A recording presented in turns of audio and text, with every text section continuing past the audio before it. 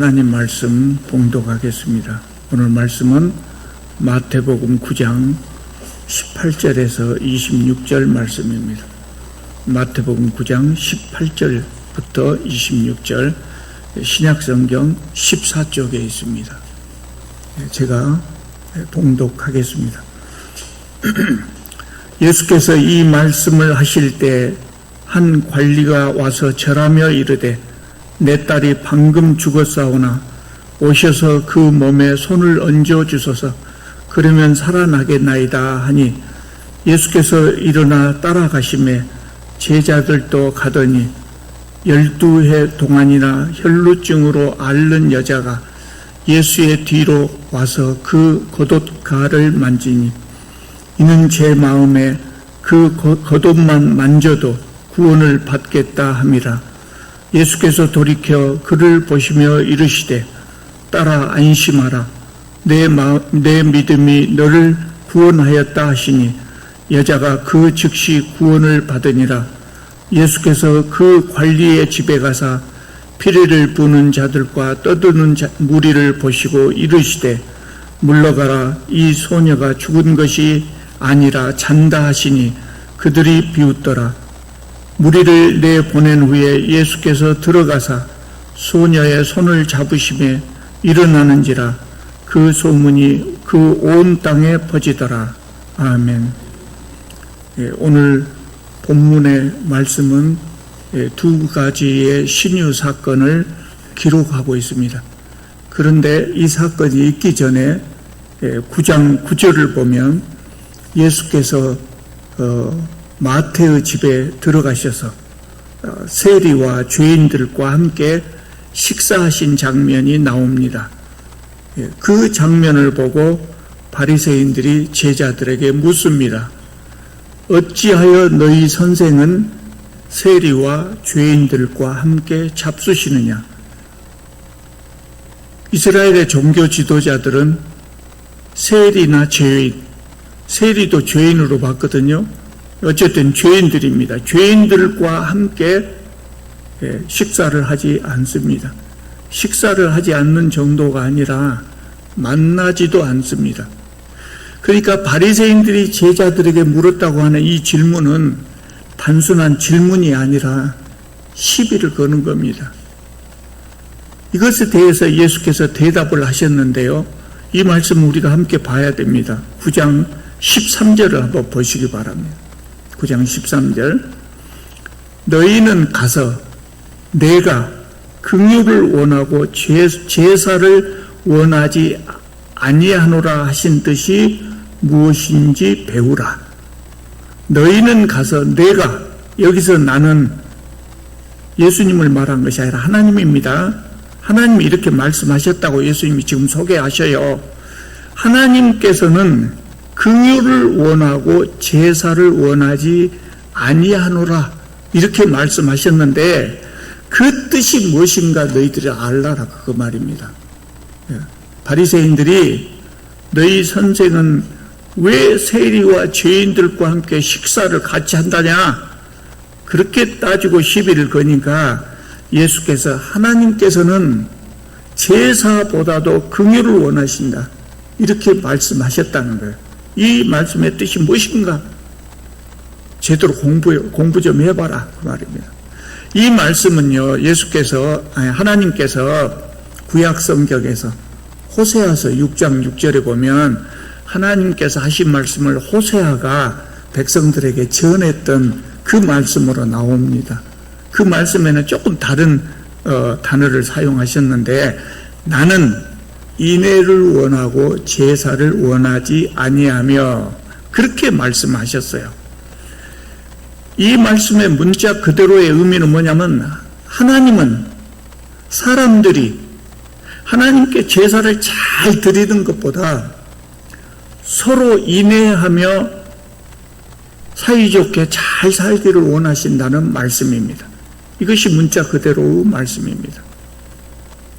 오늘 본문 말씀은요, 이 말씀의 참된 의미가 무엇인가를 예수께서 우리에게 생생하게 보여주는 장면이 나옵니다. 먼저 이야기의 줄거리를 좀 살펴보겠습니다. 18절부터 시작되죠. 한 관리가 와서 예수님께 절하면서 부탁을 했어요. 내 딸이 방금 죽었습니다. 그러나 주님께서 오셔서 그 몸에 손을 얹어주시면 살아나겠습니다. 그렇게 부탁을 했어요. 오늘 본문에 마태복음에는 관리라고 소개되어 있는데 마가복음을 보면 이 사람이 어떤 관리냐면 회당장으로 나옵니다. 회당장이라고 하는 사람은 그 시대에 일반적으로 그 지역사회에서 신실하고 존경받는 사람이 선임되는 그런 자리였어요. 그런 회당장이 예수님께 와서 절하면서 간청을 한다고요. 회당장은 종교 지도자들하고도 친해야 되지 않겠습니까? 그런데 당시에 예수님은 종교 지도자들로부터 배척을 받고 있었어요. 그렇기 때문에 회당장이 예수님을 찾아가기가 쉽지 않았겠죠. 종교 지도자들의 눈치가 봐졌지 않겠습니까? 그들이 알면 많은 비난을 받을 수도 있단 말이에요. 그러지만은 딸을 살리고 싶다는 그 마음에 주위의 비난을 무릅쓰고 예수님을 찾아온 겁니다. 그래서 예수님께서는 이 회당장의 요청을 받아주시고 그 제자들과 함께 그 회당장을 따라서 길을 가기 시작했습니다. 그렇게 길을 가시는 동안 또 다른 사건이 개입이 됩니다. 20절을 보면 12해 동안이나 혈루증으로 앓는 여자가 예수의 뒤로 와서 그 겉옷가를 만지니 이는 제 마음에 그 겉옷만 만져도 구원을 받겠다 함이라 그랬어요. 이 여인은 12해 동안 혈루증으로 고생했다고. 지금은 이런 거 잘 치료합니다. 우리 의사들이 의학이 발달했고 잘 치료합니다만 예수님 시대의 혈루증 대단히 괴로운 병이에요. 대단히 괴로운 병이에요. 치료가 어려웠기 때문에 괴롭기도 하지만 사람을 더 힘들게 하는 것이 뭐냐면 아무도 만날 수가 없는 병이에요. 레위기에 보면 이 혈루증이라고 하는 혈루증을 앓는 여자는 부정하다 그랬어요. 부정하다. 여자가 더럽다는 의미는 아니에요. 혈루증 앓는 여자가 더럽다는 의미가 아니라 옛날 사람들이 지금처럼 의학이 발달되지 못했기 때문에 잘 몰랐지만 사람의 몸에서 피가 흐른다. 그러면 그 사람 옆에 가면 병이 옮길 수도 있고 그랬겠지 않아요. 습관적으로 관습적으로 그걸 알았단 말이에요. 그래서 부정하니 그 여자 옆에 가지 마라 그랬어요. 심지어 그 여자의 피가 묻은 침상이나 옷을 만진 사람도 부정하다 그랬어요. 그러니까 이 여인은 가족과도 접촉할 수가 없을 뿐만 아니라 사회생활을 할 수가 없는 거예요. 그러니까 혈루증이라고 하는 것은 참 괴로운 병이었다 그 말입니다. 그런데 이 여인이 예수님의 뒤로 몰래 와서 그 겉옷가를 만졌다 그랬어요. 마태가 정확하게 잘 썼어요.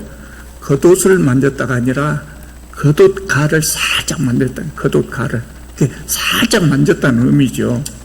이 여인은 예수님의 겉옷가를 조금만 만져도 치유될 것이라는 그런 믿음이 있었어요. 마가복음을 보면 이때 수많은 사람들이 예수님을 따라갔다 그랬어요. 예수님이 회당장을 따라서 회당장의 집으로 갈 때 수많은 사람들이 그걸 따랐어요. 그 수많은 사람들 속에 함께 이 여인이 예수님을 따라가서 겉옷가를 가만히 만진 겁니다. 그러니까 이 여인은 예수님의 겉옷가를 살짝 만지면 누가 알겠냐, 아무도 모를 것이다 그렇게 생각하고 몰래 접근해서 옷을 살짝만 만지고 아무도 모르게 조용히 사라지자. 그러면 내가 여기 온지도 모르고 내가 혈루병 앓는지도 모르고 그럴 것이다 이렇게 생각했어요. 왜 조용히 사라지려고 생각했을까요? 치료 좀 해주십시오 이렇게 하면 좋을 텐데 조용히 사라지려고 하는 이유는 본인이 부정한 여인이다. 부정한 여인. 그래서 예수님의 옷을 만지면 예수님도 부정하게 돼요.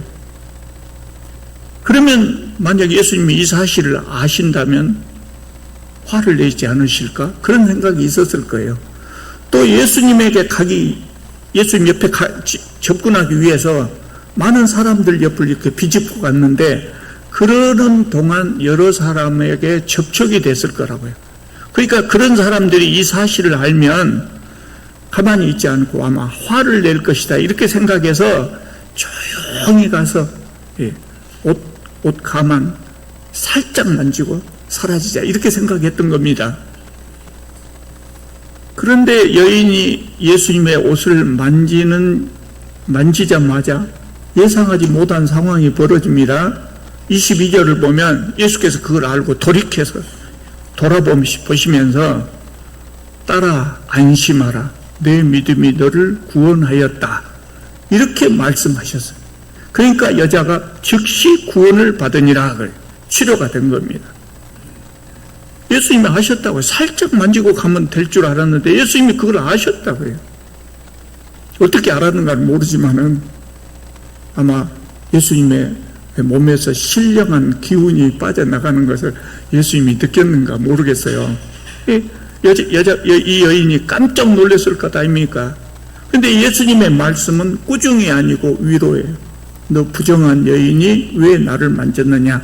이 말이 아니고 따라 안심하라. 아주 다정하신 표현이에요. 딸이라는 말도 그렇고 안심하라는 말도 그렇고 다정한 표현이에요. 그리고 예수님은 이 여인의 불안한 그 마음 혹시라도 알면 어쩔까 하는 이 불안한 마음까지 헤아리시고 안심하라 이렇게 말씀하셨어요. 그래서 이 여인이 치료를 받았습니다. 그리고 예수께서는 회당장의 집으로 가셨습니다. 25절을 보면 예수께서 아이의 부모와 동행했던 제자들과 함께 아이의 시신이 있는 방으로 들어가셨어요. 그리고 그 아이의 손을 잡으셨다 그랬어요. 그랬더니 아이가 살아났다는 거예요. 여기까지가 오늘 본문의 줄거리입니다. 마태가 이 두 이적을 통해서 우리에게 보여주시려고 하는 것이 뭘까요? 그 전에 지난번에 말씀드린 것처럼 10가지 기적, 산상설교에 나오는 10가지의 기적은 하나님 나라의 능력을 보여줘요. 그러니까 이 두 가지의 치유 사건도 질병과 사망의 권세를 정복하신 예수님의 그 능력을 우리에게 보여준다고요. 하나님 나라는 이런 것이다. 이런 걸 보여줘요. 그런데 그것 못지않게 중요한 것이 또 하나가 있어요. 마태는 이 사건을 통해서 우리에게 은근히 보여주려고 하는 것이 있어요. 그것이 뭐냐면 아까 제가 앞에서 말씀드린 대로 예수께서 바리새인들에게 하신 말씀, 하나님은 하나님께 제사를 드리는 것보다 사람들이 서로 인내하면서 그렇게 행복하게 살기를 원하신다 하는 이 말씀의 진정한 의미를 예수님의 행동을 통해서 우리에게 보여주려고 의도한 겁니다. 여러분, 이 두 사건을 보면 예수께서 취하신 행위 중에서 당시 사람들이 보기에 적절치 못한 행위가 있습니다. 우리는 그것을 잘 이해하지 못합니다. 이해하지 못하다기보다도 이 말씀을 읽어도 그것을 싹 느끼지 못하고 그냥 지나치고 맙니다. 그런데 유대인들이 이 말씀을 읽으면 예수님의 행위에 문제가 있다고 하는 것을 금방 느낍니다. 그것이 뭘까요? 예수께서 율법을 어기신 겁니다. 예수께서 율법을 어기신 겁니다. 아까 말씀드린 대로 혈루증을 앓는 여인 접촉하면 어떻게 됩니까? 부정하게 됩니다. 죽은 아이의 시신은 만지면 안 됩니다. 가족은 어쩔 수 없이 장례를 치러야 되니까 만지지만 다른 사람은 만지면 안 됩니다. 그 부정하게 되는 겁니다. 그 율법으로 금하고 있어요. 그런데 예수님이 그들을 만지셨습니다. 정확하게 말씀드리자면 혈루증에 걸린 여인을 만진 것이 아니라 그 여인이 예수님을 만졌고, 그러면 예수님이 그것을 알았다면 주의를 줘야 돼요. 그런데 오히려 위로하셨어요. 꾸중하지 않고 위로했어요. 그리고 그 다음에는 죽은 아이의 시신을 직접 예수님이 만지셨어요. 율법을 어기신 것입니다. 그러니까 유대인들이 이 본문을 읽었다면 많은 사람들이 이렇게 생각할 겁니다. 왜 예수님은 율법을 범할까? 잘못된 것 아닌가? 이렇게 생각할 겁니다. 조금 더 생각이 깊은 사람이라고 하면 어쩌면 이렇게 생각하는 사람도 있을 수 있어요. 뭐냐면 예수님은 율법을 범하시면서까지 사람들을 사랑하시구나, 그렇게 생각하는 사람이, 그렇게 감탄하는 사람이 조금 있을 수도 있어요. 그리고 우리가 생각해 볼 점이 그겁니다. 율법은 경우에 따라서 어겨도 됩니까? 아니면 어떤 경우라도 꼭 지켜야 합니까? 가장 중요한 것은 율법을 지키냐 어기냐, 그것보다 더 중요한 것, 그건 뭐냐면 우리가 하나님을 믿을 때 어떻게 믿는 것이 잘 믿는 것이냐, 하나님을 잘 믿는 것은 어떤 것이냐, 이것이 더 근본적인 질문이거든요. 바리새인들은 하나님을 정말 열심히 잘 믿으려고 했어요. 그래서 그 사람들이 하나님을 열심히 잘 믿는 방법으로 선택한 것이 뭐냐면 율법을 잘 지키는 거예요. 율법을 잘 지키는 거예요. 여러분, 그거 중요하죠? 부모님을 공경하라 그랬을 때 부모님에게 맛있는 것만 사드린 것, 그것이 부모님을 공경하는 것이 아니고, 그것도 좋은 것이지만 그보다 더 부모님의 마음을 흡족하게 하는 것은 뭐냐면 부모님 말씀에 순종하는 거예요. 네. 그래서 이 사람들은 율법을 잘 지키려고 애를 썼어요. 바리새인들은 정말 율법을 잘 지켰어요. 어느 정도 잘 지켰냐면 율법을 지키다가 혹시 부지불식간에도 율법을 어기는 경우가 있을 수 있지 않겠어요? 그래서 그것까지 조심하기 위해서 성경에 나오는 율법에다가 새로운 율법을 또 추가했어요. 예를 들면 이런 겁니다. 잔디밭에 들어가지 마시오. 줄을 쳐놓잖아요. 지금은 이제 잔디를 관리하는 것도 잘하기 때문에 잔디밭에 들어가지 마시오 써놓은 데도 없대요. 그런데 하여튼 예를 들어서 잔디밭에 들어가지 마시오, 잔디밭에 줄을 쳐놨어요. 그럼 안 들어가면 되죠. 안 들어가면 될 것 아닙니까?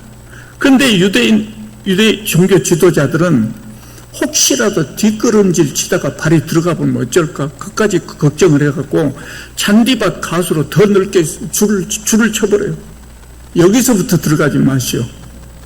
이렇게 했어요.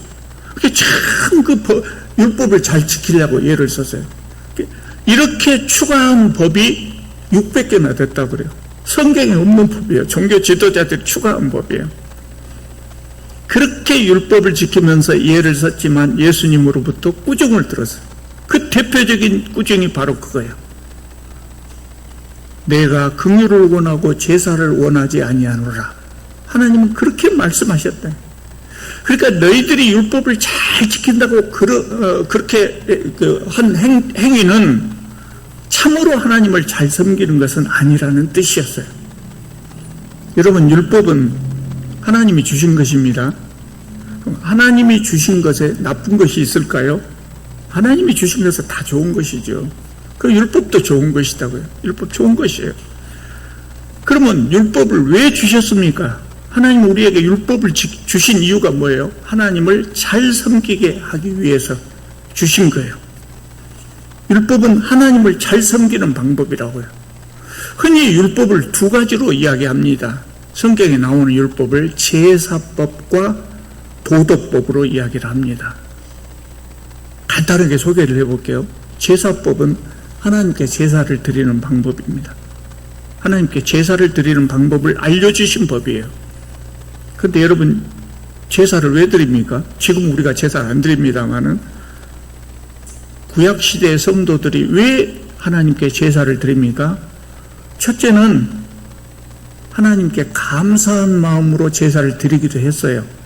그런데 절대 다수의 제사가 뭐 때문에 나오냐면 사람이 하나님 앞에 죄를 지었을 때 그 죄를 해결하는 방법, 사죄의 은총을 받기 위해서 제사를 드리는 거예요. 그러니까 제사법은 하나님을 위해서 주셨습니까? 사람을 위해서 주셨습니까? 많은 사람들이 그렇게 생각해요. 제사를 드린다고 하는 것은 하나님 배고프실까봐 뭐 잡수시라고 드린다, 이렇게 생각하는 사람들도 있어요. 이거 무속신앙에 나온 거예요. 우리 하나님은 육신이 없어요. 배가 안 고파요. 하나님은 육신이 없으니까 배가 고프지 않죠. 뭘 먹으실 필요도 없어요. 뭐가 잡수시고 싶다고 해도 사람들 손에 주신 것을 사람들이 하나님께 드려야만 잡수시는 분은 아니에요. 왜냐하면 온 우주 만물이 다 하나님 것인데, 사람이 뭐 드려서 하나님 배고프신데 하나님 잡수시오 이렇게 드리는 것이 아니란 말입니다. 그렇게 함으로 내가 지은 죄 사함을 받을 수 있기 때문에 죄 사함을 받는 방법으로 하나님께서 제사를 드리라고 하는 거예요. 사람으로부터 뭘 받으시려고 하는 거 아니에요. 그러니까 제사법도 결국은 누구를 위한 거예요? 하나님을 위한 것이 아니라 우리를 위한 것이에요. 사람을 위한 것이에요. 감사하게도. 그러니까 무속신앙의 신이라고 하는 것들은 배가 고픈 사람을 해코지 하는 신들이에요. 그러니까 복 받으려면 배 안 고프게 해야 돼요. 그래서 제사를 드리는 거예요. 그런데 우리 하나님은 그런 의미로 제사를 받는 것이 아니에요. 우리 하나님은 하나님 앞에 죄를 지은 사람이 용서받게 하기 위해서, 사죄의 은총을 베풀기 위해서 제사법을 주셨다고 해요. 그러니까 제사법도 결국은 우리 자신을 위한 것이었다고 말입니다. 도덕법은 뭡니까? 살인하지 말라, 간음하지 말라, 도둑질하지 말라, 이런 법이에요. 사람들이 서로 죽이고 도둑질하고 간음하는 세상, 그 속에서 누가 행복하게 살 수 있겠습니까? 그래서 율법을 주셨어요. 그러니까 이 도덕법이라고 하는 것은 모든 사람이 행복하게 살게 하기 위해서 주신 것입니다. 그러면 결국은 제사법은 하나님을 위한 것이고 도덕법은 우리를 위한 것이다, 그것이 아니고 제사법이든 도덕법이든 하나님께서, 자비로우신 하나님께서, 사람을 사랑하신 하나님께서 우리를 위하여, 인간들을 위하여 주신 법이에요. 그 율법을 예수님은 두 가지로 요약을 했죠. 다 모든 율법을 전부 요약해서 간단하게 두 가지. 하나님을 사랑하라, 이웃을 사랑하라. 결국 이 율법은 이 두 가지로 말할 수 있다는 거예요. 우리가 이웃을 사랑하는 방법은 잘 알지요. 아까 도덕법에 다 나와 있어요. 살인하지 말라, 간음하지 말라, 도둑질하지 말라, 이웃을 해하려고 하지 말라, 서로 사랑하고 양보하고 배려하고 살아라. 그것이 이웃을 사랑하는 방법 아니에요? 그러면 하나님 사랑은 우리가 어떻게 실천할 수 있을까요? 우리가 하나님을 사랑하는 것을 어떻게 실천할 수 있을까요?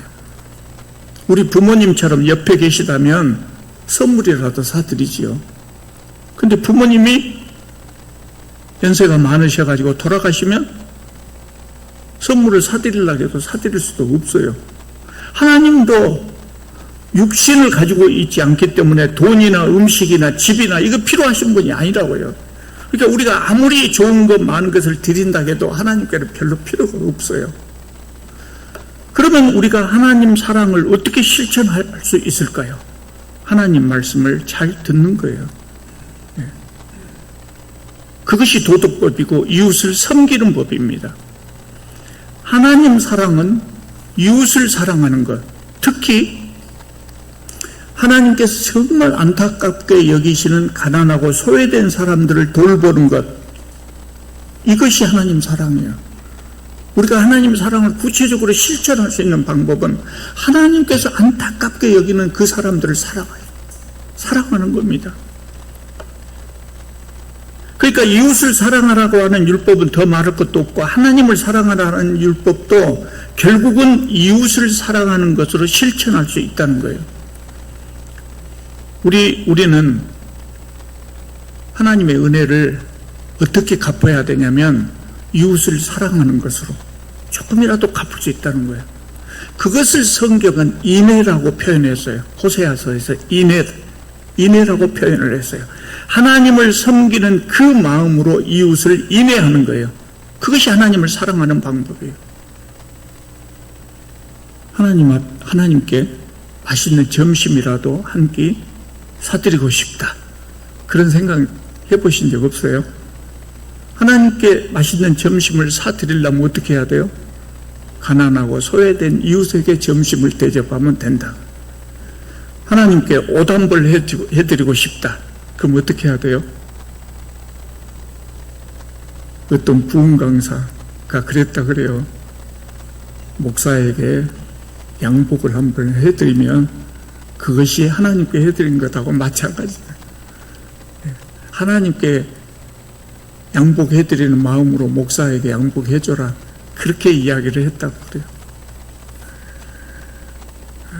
목사가 너무나 가난해갖고 주일날 설교 올 때 입을 양복 한 벌이 없다.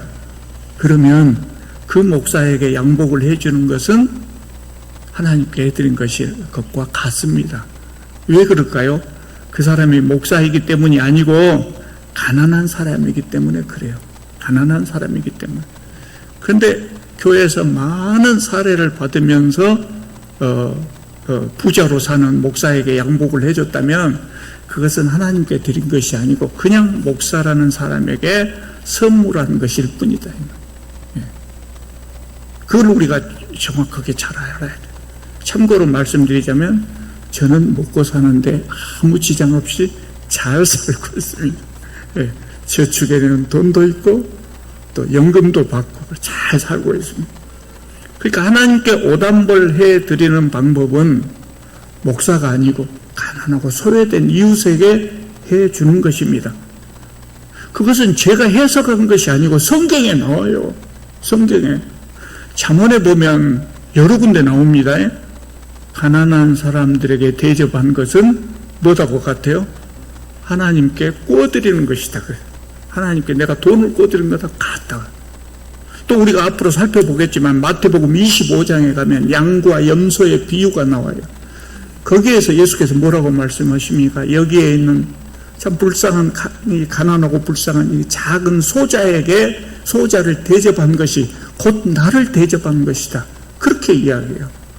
그러니까 우리가 섬겨야 될 하나님은 어떻게 계셔요? 저 높은 곳에 계시는 하나님도 우리가 섬겨야 될 하나님이지만 우리가 섬겨야 될 하나님은 우리 옆에 있어요. 어떤 모습으로요? 가난하고 소외되고 불쌍한 모습. 정말 하나님같이 보이지 않는 그 사람이 하나님일 수 있다. 그 말이에요. 호세아 6장 6절 말씀의 의미는 하나님은 사람들이 이렇게 인애를 베푸는 것, 사람들이 서로 간에 서로 인애를 베풀며 사는 것을 하나님 당신 자신에게 제사를 드리는 것보다 더 좋아하신다는 말씀이에요. 그러니까 우리 하나님이 참 좋은 분이다. 그런데 바리새인들은 어떻게 했어요? 바리새인들은 율법을 너무나 잘 지켰지만 그것은 인애를 실천하기 위한 것이 아니고 율법 그 자체를 지키는 것이 목적이었다. 그들은 그 사람들의 하나님 사랑법에 인애가 빠져 있었어요. 인애는 없었어요. 그래서 뭘 보면 알 수 있어요? 바리새인들은 세리나 죄인들, 이 사람들을 가까이 하지 않았다. 그 사람들을 가까이 하는 것을 오히려 비난했다고요. 부정 타는데 왜 그 사람들을 가까이 하냐? 그런 법을 만들어 놓고 사람들이 이 사람들을 가까이 가지 못하도록 했어요. 율법 중에 율법은 사람을 인애하는 것인데 그렇다고 하면 종교 지도자들이라고 하면 당연히 그 사람 세리가 됐든 죄인들이 됐든 그 사람들을 만나서 잘 가르쳐서 죄를 짓지 않게 해야죠. 거룩한 삶을 살게 해야 돼요. 그런데 바리새인들은 죄인들을 가까이 하면 부정하게 되니 죄인들을 멀리해라. 그런 법을 만들어 놓고 그 사람들을 멀리했어요. 그러니까 율법을 지키기 위해서 인애를 버린 거예요. 사람을 인애하기 위하여 율법을 주셨는데 사람을 서로 인애하면서 살라고 율법을 주셨는데 그 율법을 지키기 위해서 인애를 버렸다 그 말이에요. 그래서 예수님께 꾸중을 들은 겁니다. 바리새인들이 참 잘못했죠. 참 잘못했어요.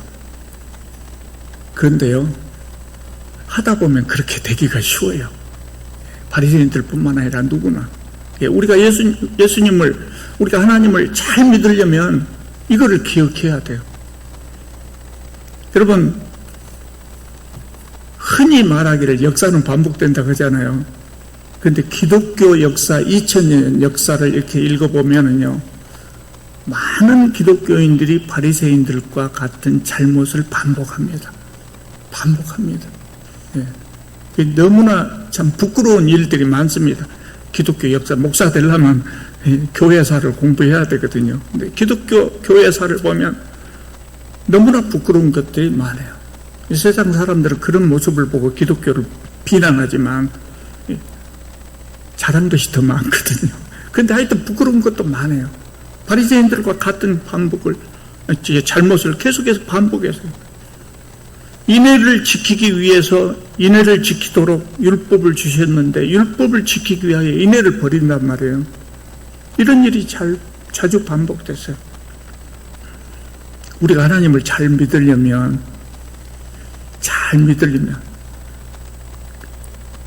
이것을 잘 기억해야 돼요.